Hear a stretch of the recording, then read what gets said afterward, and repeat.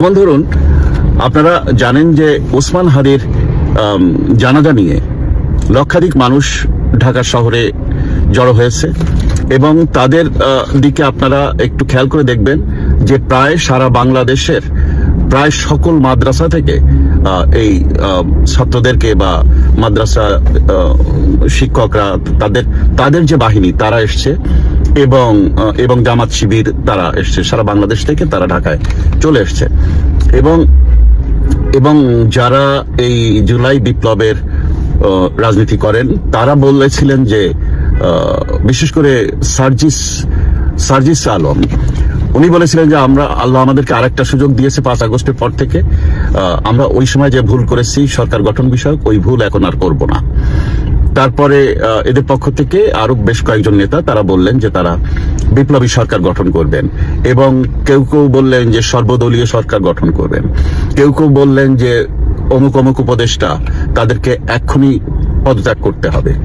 এর মধ্যে লন্ডনে কিছুক্ষণ আগে শেষ হলো মিটিং জামাতের আমির শফিকুর রহমানের সাথে বিএনপির ভারপ্রাপ্ত চেয়ারম্যান তারেক রহমানের সাথে।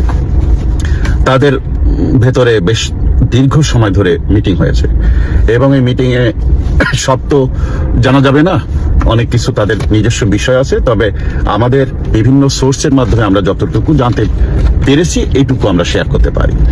এখন সেখানে কতগুলো বিষয়ে তারা আলাপ করেছেন। তাদের সবচেয়ে বড় ভয় আওয়ামী লীগ যদি চলে আসে তাহলে জুলাই বিপ্লবের কবর হয়ে যাবে এবং জামাত বিএনপি শেষ হয়ে যাবে, তাদের রাজনীতি শেষ হয়ে যাবে, তাদেরকে সমানে ফাঁসি দেওয়া হবে, তাদেরকে আইনের আওতায় নিয়ে আসা হবে, জুলাই বিপ্লবীদেরকে মানে জীবন দিতে হবে যদি আওয়ামী লীগ এসে যায়।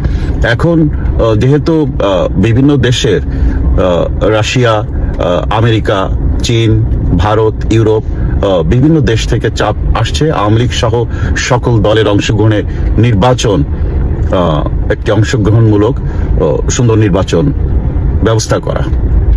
সেখানে আওয়ামী লীগকে বাদ দিয়ে নির্বাচন তারা খুব একটা সুবিধা করতে পারছে না।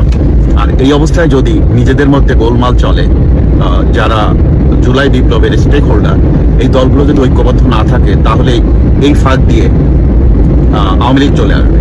যে এইসব বিষয়গুলো তাদের আলোচনার মধ্যে চলে আসে। বিএনপি যতই মুক্তিযুদ্ধের পক্ষের শক্তি বলুক না কেন, আওয়ামী লীগের ব্যাপারে তারা সাথে সাথে জামাতের সাথে এক হয়ে যায়। এটা অতীতের অভিজ্ঞতা, সেই জিয়া রহমানের আমল থেকে এ পর্যন্ত দেখছি, খালেদা জিয়ার আমলও দেখছি, সবই দেখছি। তো যাই হোক, তো এরকম একটি সময় বিপ্লবী সরকার হওয়ার ব্যাপারেও যেমন কথা হয়েছে ওনাদের মধ্যে, তেমন একইভাবে আসন ভাগাভাগি নিয়ে কথা হয়েছে। তো আসন ভাগাভাগিতে একটি মানে অসমর্থিত সূত্রে, মানে কোনো কিছুই কিন্তু 100% সত্য নয় আমি যা বলছি, জামাত অফার করেছে যে বিএনপি 120 সিট রাখুক তাদের জন্য, জামাতকে 100 সিট দিক, আর বাকি সিটগুলো এই জুলাই বিপ্লবের স্টেক হোল্ডার দলগুলোকে ভাগ করে দেওয়া হবে। এরকম একটা প্রস্তাব বিএনপি এবং জামাতের দুই শীর্ষ নেতার মধ্যে আলোচনা হয়েছে। তাহলে তারা নির্বাচন করবেন আলাদা আলাদা জোটে, কিন্তু ওই আসনগুলোতে তারা প্রার্থী দেবেন না, যেসব আসন নিয়ে সমঝোতা হবে। এটা একটা বিষয় আছে, কারণ আওয়ামী লীগকে আসতে দেবে না তারা, সেইভাবে তারা নির্বাচনটা শেষ করতে চায়। যদি ফেব্রুয়ারিতে করা যায় খুবই ভালো। তো এইরকম একটা জায়গায় তারা আছেন। আর যদি নির্বাচন আওয়ামী লীগকে বাদে না করা সম্ভব না হয় তাহলে সেখানে সর্বদলীয় বিপ্লবী সরকার এইরকম, সেখানে তারেক জিয়াকে প্রধানমন্ত্রীর পদ অফার করা হয়েছে এবং ডক্টর ইউনূসকে রাষ্ট্রপতি রাখা যায় কিনা সেরকম বিষয় নিয়ে আলোচনা হয়েছে। তো এই আলোচনার মধ্য দিয়ে আজকে কিন্তু এই ওসমান হাদির জানাজার পর এই যে লক্ষাধিক নেতাকর্মী যারা ঢাকা শহরে অবস্থান করছেন তাদেরকে নিয়েই কিন্তু বিপ্লবী সরকার ঘোষণা দেবার কথা ছিল, কিন্তু সাডেনলি যুক্তরাষ্ট্র সরকারের পক্ষ থেকে একটি চাপ আসে যে যদি এখন নির্বাচন না দিয়ে বিপ্লবী সরকার গঠন করা হয় তাহলে সাথে সাথে বাংলাদেশের উপরে স্যাংশন জারি হবে এবং যুক্তরাষ্ট্র সরকার খুব কঠিন অবস্থানে চলে যাবে বাংলাদেশের বিরুদ্ধে। একই সময় ভারতকে আক্রমণ করা, তার 7 সিস্টার খেয়ে ফেলা, তার 7 সিস্টার বিপ্লবীদেরকে স্বাধীন করে দেওয়া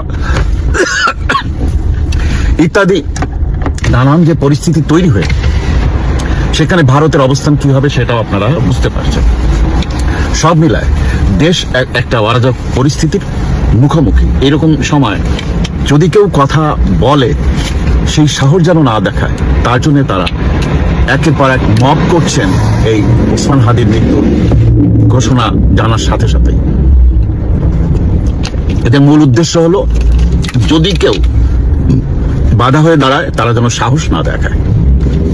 এরই অংশ হিসেবে ওই যে ময়মনসিংহের ভালুকার হিন্দু যুবক দীপু চন্দ্র দাসকে পিটিয়ে তারপরে ঝুলিয়ে দিয়ে, গাছে ঝুলিয়ে দিয়ে আগুন দিয়ে পুড়িয়ে হত্যা করা হয়েছে।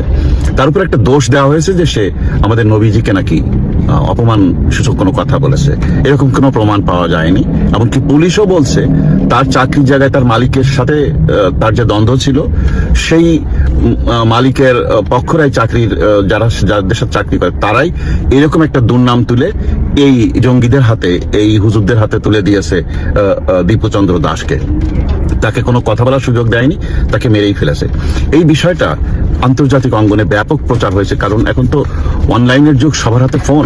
সেই ফোনের ভিডিও সর্বত্র প্রচার হয়েছে, সেই আল জাজিরা থেকে শুরু করেন আর ভারতের বিভিন্ন মিডিয়া শুরু করুন। এটা একটা ভীষণভাবে ইম্প্যাক্ট করেছে বাংলাদেশের বসবাসরত মানুষের অধিকার এবং মানবাধিকার নিয়ে।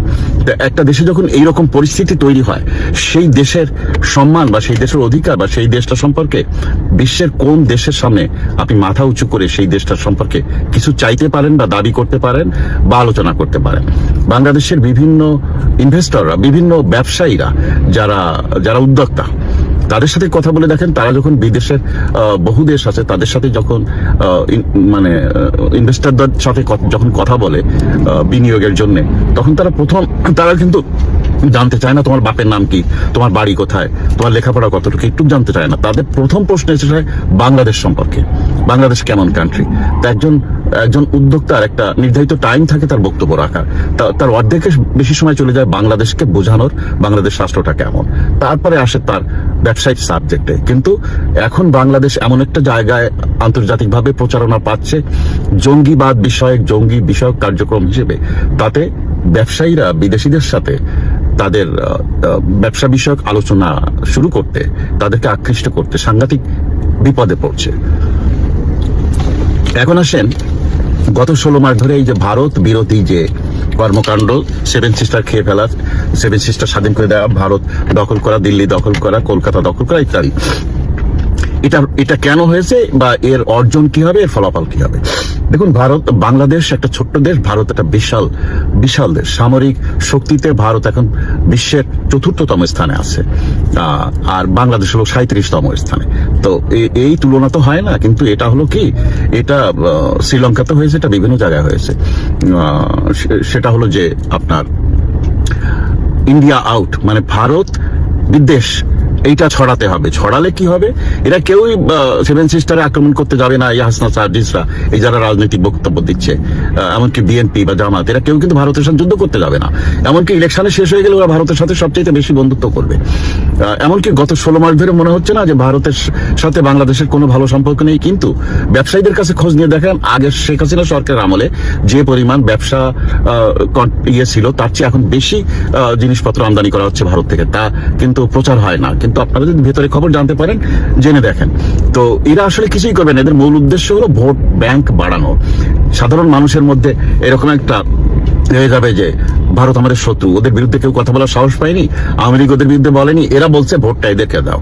তো এই হলো মূল ব্যাপার। এই জন্য কিন্তু ওই বিএনপি নেতা ওই ভারতের চাদর পোড়ায়, শাড়ি পোড়ায়, এগুলো হলো ভোটের খেলা। আসলে কিন্তু তারা আবার বসে ভারতের সাথে আলোচনা করে কিভাবে তারা ক্ষমতা আসলে কিভাবে তারা দেশ চালাবে ইত্যাদি। তো এগুলো একটা গেম, আর কিচ্ছু না। ওসমান হাদির মৃত্যুটাও একটা গেম হয়ে গেল। আপনারা দেখছেন, যখন তাকে হত্যা করা হলো তার পরপরই দুর্নাম ছড়িয়ে পড়লো বিএনপি নেতা মির্জা আব্বাসের নামে, আর এদিক শিবিরের সাদিক কায়েমের নামে। এরা দুইজনকে কিন্তু এখনো দৌড় দিচ্ছে। এরা দুই গ্রুপ কিন্তু এখনো একে অন্যের বিরুদ্ধে করছে, মিছিল করছে। কিন্তু আবার যখনই আওয়ামী লীগের বিষয় এসে দাঁড়ায়, তখন তারা আওয়ামী লীগ ট্যাগ দিয়ে, যে ছেলেটা হত্যা করেছে তাকে ছাত্রলীগ দেখিয়ে এরা ট্যাগ দেয়। তো এরকম অনেক কিছু হচ্ছে, সবই রাজনৈতিক। তবে প্রিয় দেশবাসী, এই অবস্থা থেকে আমরা শীঘ্রই ঘুরে দাঁড়াবো।